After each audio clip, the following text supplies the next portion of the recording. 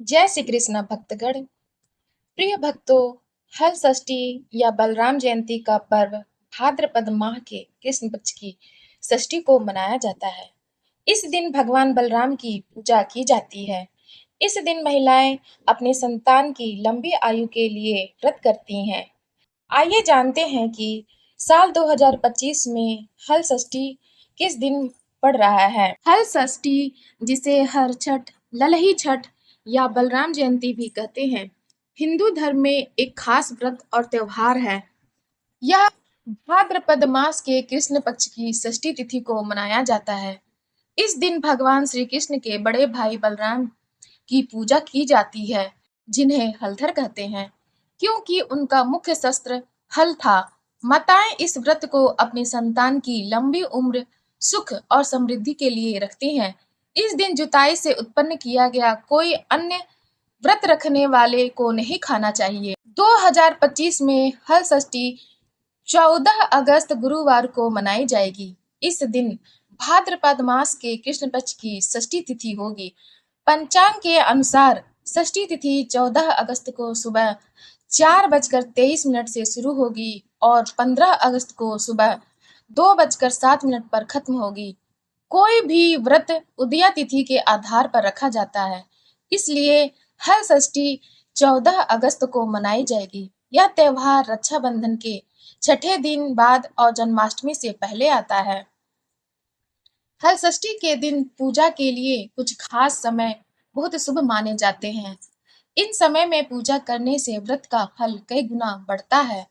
साल 2025 में हल षष्ठी की पूजा के लिए ये शुभ मुहूर्त उपलब्ध है। इस दिन सुबह 4:23 से 5:07 इस दिन सुबह 4:23 से 5:07 तक ब्रह्म मुहूर्त है, जो बहुत ही पवित्र समय माना जाता है। दोपहर 11:59 से 12:52 तक अभिजीत मुहूर्त है, जो सभी कार्यों के लिए शुभ होता है। इसके अलावा दोपहर 2:37 से 3:30 तक विजय मुहूर्त है और शाम 7:01 से 7:23 तक गोधूली मुहूर्त भी पूजा के लिए उत्तम है। सुबह 6:50 से 8:20 तक अमृत काल है, जो भी पूजा के लिए बहुत अच्छा समय है। हर षष्ठी व्रत की पूजा करने से संतान को सुख और लंबी आयु मिलती है। इस दिन सुबह जल्दी उठकर स्नान करें, साफ कपड़े पहने, अगर हो सके तो महुआ की दातुन करें। पूजा स्थल को गंगा जल से शुद्ध करें और एक चौकी पर साफ कपड़ा बिछाएं। चौकी पर भगवान श्री कृष्ण और बलराम जी की मूर्ति या तस्वीर रखें। बलराम जी के हल की छोटी प्रतिकृति भी रख सकते हैं।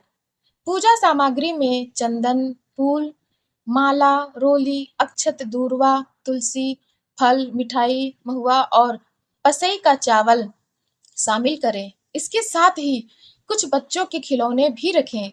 संकल्प लें कि यह व्रत आप अपनी संतान की लंबी उम्र और सुख के लिए कर रहे हैं। भगवान को चंदन, फूल और भोग चढ़ाएं। भैंस के दूध से बना दही और घी उपयोग करें। गाय का दूध ना लें। हर षष्ठी की कथा पढ़ें या सुनें, फिर बलराम जी और कृष्ण जी की आरती करें। आंगन या छत पर हर षष्ठी वाली घास लगाएं।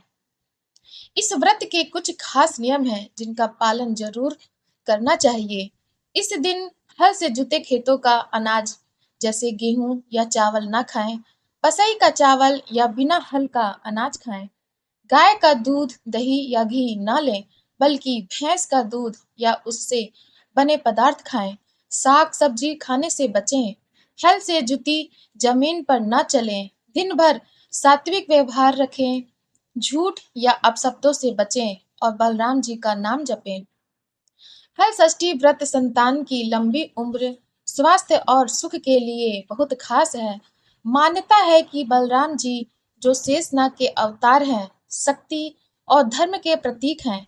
इस व्रत को रखने से बच्चों को बीमारी, डर और बुराइयों से सुरक्षा मिलती है। जिन्हें संतान नहीं है, उनके लिए यह व्रत फलदायी हो सकता है। परिवार में सुख शांति और समृद्धि आती है। प्रिय भक्तों, हल षष्ठी से जुड़ी हुई कथा जानने के लिए आप हमारे चैनल सनातन कथा संग्रह को लाइक करें, शेयर करें और सब्सक्राइब करें, ताकि जब हम अपना वीडियो डालें तब आप सभी भक्तगण के पास सबसे पहले पहुंचे। धन्यवाद।